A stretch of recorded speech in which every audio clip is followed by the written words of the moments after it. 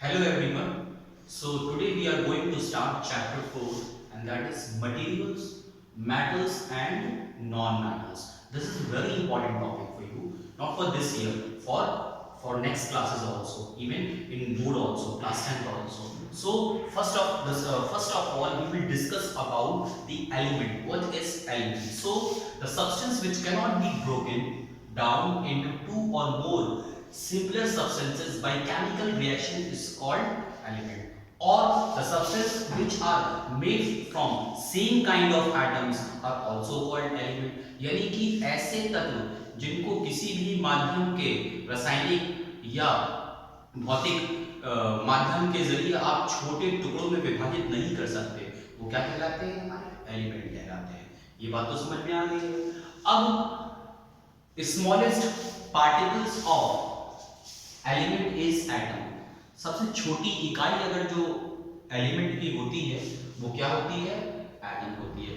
जैसे एग्जांपल हमारा helium, hydrogen, copper, gold etcetera, these are elements. ये हमारे क्या है? हमारे एलिमेंट्स।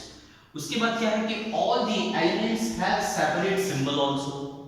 सभी एलिमेंट्स को एक पर्टिकुलर एक सिंबल से उनको रिप्रेजेंट किया जाता है। एक्चुअली जैसा कि मैं आपको बताऊं कि when I was of your age group I used to write about 105 known elements, but now it's depreciating or not depreciating, in fact it's appreciating day by day कि अब नंबर ऑफ नोन एलिमेंट्स दिन पर दिन बढ़ते चले जा रहे हैं। कुछ बुकों में 116 यानी 116 भी लिखे हुए, कहीं 118 भी लिखे हुए, कहीं 119 भी लिखे हुए हैं। तो ये अभी एप्रिशिएट करते जा रहे हैं। एक्चुअली स्टार्टिंग की बात बताएं कि सबसे पहले ये जो एलिमेंट्स को हम सिंबल से रिप्रेजेंट करते हैं, एक लेटर से रिप्रेजेंट करते हैं, ये सजेशन सबसे पहले बर्जीलियस ने दिया था। किसने दिया था? बर्जीलियस ने।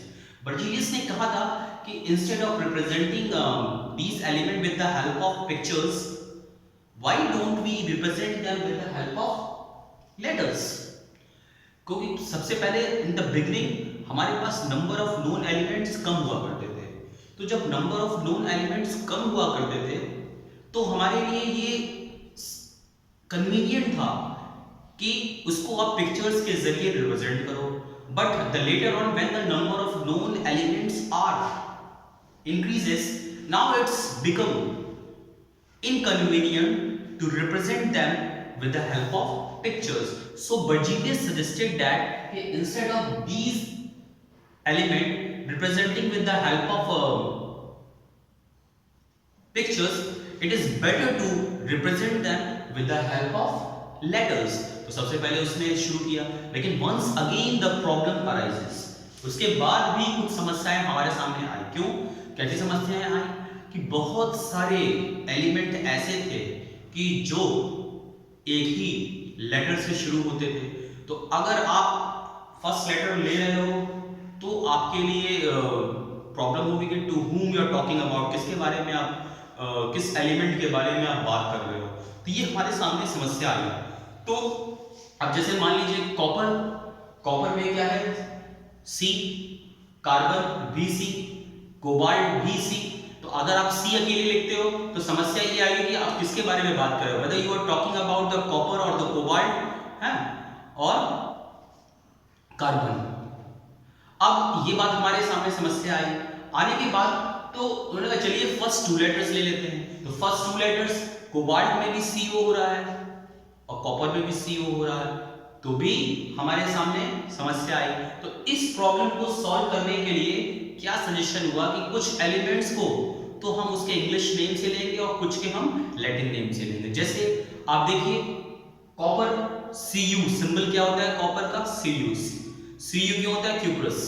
आयरन आई से हम लोग लिखते हैं इंग्लिश में, लेकिन आयरन का केमिकल रिएक्शन में सिंबल्स क्या होता है? Fe, ferrous. तो इसी तरीके से इस प्रॉब्लम को भी सॉर्ट आउट किया गया। तो कुछ के तो फर्स्ट लेटर से लिया गया और कुछ के फर्स्ट टू लेटर से लिया गया और कुछ के जो सिमिलैरिटीज मिली तो कुछ के लैटिन नेम को लिया गया। इससे ये प्रॉब्लम सॉल्व हुई। अब देखिए अगर हम बात करते हैं नंबर ऑफ नोन एलिमेंट्स की, नंबर ऑफ नोन एलिमेंट्स की बात करते हैं तो कहीं कहीं 118 भी लिखा हुआ है, 119 भी लिखा हुआ है और किताबों में कुछ लिखा हुआ है, किताबें आपकी जो है वो अभी अपडेट नहीं है, लेकिन अगर अभी उसका अपडेटेड वर्जन लोगे तो कुछ और भी निकल के सामने आएगा। तो अगर हम आपके बुक के हिसाब से चल रहे हैं तो there are 118 elements are known to us. 118 elements हमको मालूम है, और जिसमें से 118 एलिमेंट में से आपकी बुक में 92 दिया हुआ है, लेकिन कुछ जगहों पे कुछ और मीडियम्स में मैंने देखा है कि 94। तो out of these 92 to 94 elements are naturally occur from the earth, यानी ये नेचुरली आपके अर्थ से मिलते हैं, और बाकी के जो रिमेनिंग 24 और 226 एलिमेंट्स जो हैं आर प्रिपेयर्ड इन लैबोरेटरीज। तो अभी ये इतना समझ में आ गया। अच्छा, इनका जो सिंबल्स होता है, जैसे सपोज आपने लिखा copper Cu, magnesium Mg, zinc Zn, तो Zn का मतलब होता है क्या कि आप किसी एक एटम ऑफ मैग्नीशियम है, एक एटम ऑफ कॉपर की बात कर रहे हो। तो ये बात समझ में आ गया।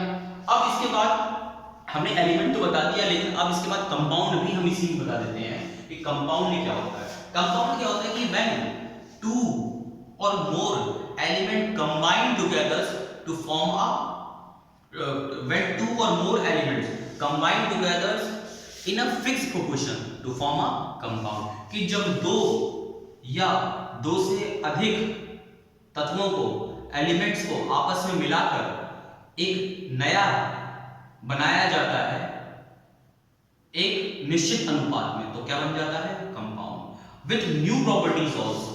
उनकी जब दो एलिमेंटों को आपस में मिलाया जाता है तो उनकी प्रॉपर्टीज भी चेंज हो जाती है। जैसे एग्जांपल के तौर पे हम बात करते हैं वाटर की। वाटर क्या हमारा सॉल्वेंट, वाटर क्या हमारा कंपाउंड। जैसे H2O, it means hydrogen plus oxygen. H2O का क्या मतलब है, देखिए H2O, इट मींस H2O क्या है, कैसे बना हमारा H2O, ये हमारा H2O हमारा कैसे बना देख लीजिए, H2 plus O is equal to, मतलब क्या फॉर्म होगा H2O। It means when hydrogen and oxygen combine together in a fixed proportion, it means two atoms of hydrogen and when atoms of oxygen combine together to form a compound। अब इनकी properties भी change होगी। कैसे, hydrogen की बात करते हैं, it is highly flammable gas. अगर आप हाइड्रोजन की बात करते हैं, it is highly flammable gas, बहुत ही ज्वलनशील होती है, गर्म होती है, और बलून्स में भी इस्तेमाल किया जाता है। लेकिन ऑक्सीजन की बात करते हैं, विच सपोर्ट्स कंबशन आल्सो, लेकिन when we combine together to form a water, लेकिन जब इन दोनों को मिलाया जाता है तो क्या बन जाता है water. Water use as a fire extinguisher.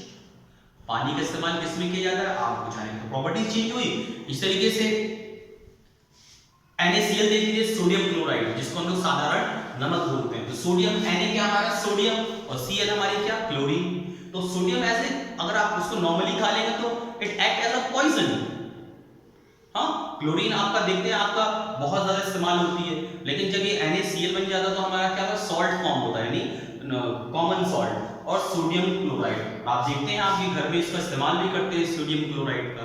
तो अब हमने आपको कंपाउंड भी बता दिया। मिक्सचर्स क्या होता है, मिक्सचर्स क्या होता है कि व्हेन टू और मोर element combine together, but in this the fixed proportion is not necessary.